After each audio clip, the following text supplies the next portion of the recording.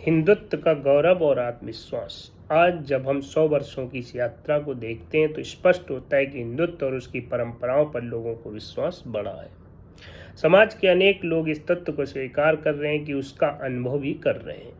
हिंदुत्व की इस जागृति के कारण लोग अब हिंदू होने में गर्व का अनुभव कर रहे हैं। एक समय था जब सार्वजनिक जीवन में हिंदू समाज की कमियों को ही उजागर किया जाता था, जिससे अनेक लोग हिंदुत्व की अच्छाइयों को पहचान नहीं पाए। किंतु अब स्थिति बदल रही है। लोग अपने पूर्वजों के धर्म और परंपराओं को महत्व देने लगे हैं। वे अपने बच्चों के नामकरण से लेकर विवाह पद्धति तक में हिंदू संस्कारों का समावेश कर रहे हैं। घर की परंपराओं को आदर पूर्वक अपनाया जा रहा है। इस संपूर्ण प्रक्रिया का उद्देश्य एक सच्चरित प्रामाणिक संस्कारवान पीढ़ी का निर्माण करना, ऐसी पीढ़ी समाज का वातावरण सुधार कर घर और समाज में सुख शांति स्थापित कर सकती है। इसलिए इन मूल्यों और संस्कारों को महत्व देने और उन्हें अपने जीवन में उतारने के प्रयास आज घर घर में होने लगे हैं। लोग अब ऐसे सभी मंचों और माध्यमों से जुड़ने के लिए प्रयत्नशील हैं जो इस दिशा में मार्ग प्रदर्शन कर रहे हैं। राष्ट्रीय स्वयंसेवक संघ को भी लोग इस दृष्टि से एक महत्वपूर्ण माध्यम मानते हैं और विश्वास पूर्वक संघ से जुड़ने का उत्साह दिखा रहे हैं। जैसे जैसे हिंदुत्व पर विश्वास बढ़ रहा है, वैसे वैसे भारत के प्रति श्रद्धा और विश्वास व्यापक एवं गहरा होता जा रहा है। भारत की प्रगति और जन विश्वास। हाल के वर्षों में भारत ने अनेक उपलब्धियां प्राप्त की हैं, चाहे वो उपग्रहों को सफलतापूर्वक अंतरिक्ष में स्थापित करने की बात हो, चंद्रयान और मंगलयान जैसे अभियानों की सफलता हो, अथवा G20 जैसे समूह की अध्यक्षता करना। इन सभी उपलब्धियों ने भारतवासियों के आत्मविश्वास और राष्ट्र के प्रति श्रद्धा को बढ़ाया है।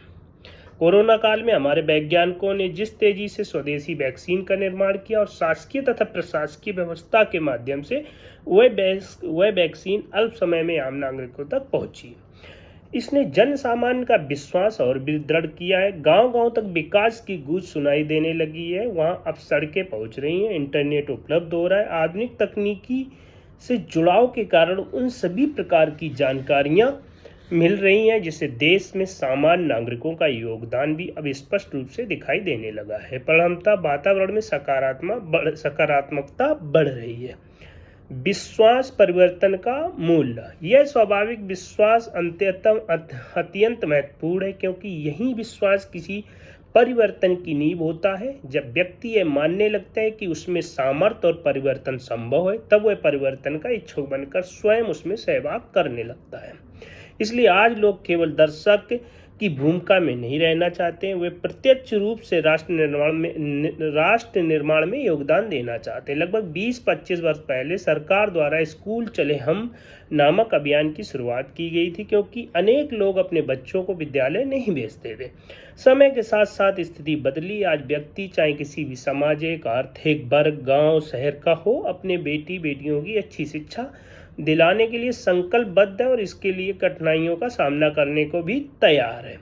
विश्व के संबंध में भारत की स्थिति क्या है, आइए देखते हैं। भारत निरंतर प्रगति की ओर बढ़ रहा है। आज देश आर्थिक रूप से विश्व की चौथी बड़ी शक्ति बन चुका है और हमारे सकल घरेलू उत्पाद GDP की गति भी अनुकूल बनी हुई है। भारत एक नेतृत्वकर्ता देश बनने की ओर तीव्र गति से अग्रसर है। इसके बाद भी कई क्षेत्रों में कार्य किए जाने की आवश्यकता है। अनेक मूलभूत तकनीकों में आत्मनिर्भरता आना अभी शेष है। इसलिए अपने प्रयासों को अधिक तीव्र एवं व्यापक किए जाने की आवश्यकता है। चुनौतियां और षड्यंत्र क्या हैं?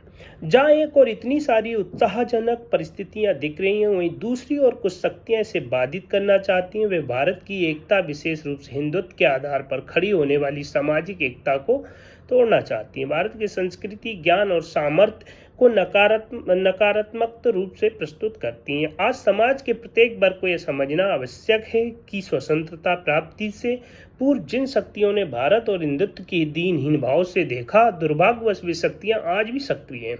उन्होंने शिक्षा, संस्कृत, साहित्य और मीडिया जैसे अनेक क्षेत्रों में लंबे समय तक ये भ्रम फैलाया कि भारत पिछड़ा, यथा स्थितिवादी, जैसा है वैसे ही रहने देने वाला, विभाजित और दिशाहीन देश है। थैंक यू, नमस्कार दोस्तों। अगर ये आपको अच्छा लगा हो तो आप हमारे चैनल को लाइक और सब्सक्राइब करें। इस प्रकार की राष्ट्रीय स्वयंसेवक से जुड़ी उनकी नीतियां, भारत के प्रति वो उनके आने वाले जानकारियां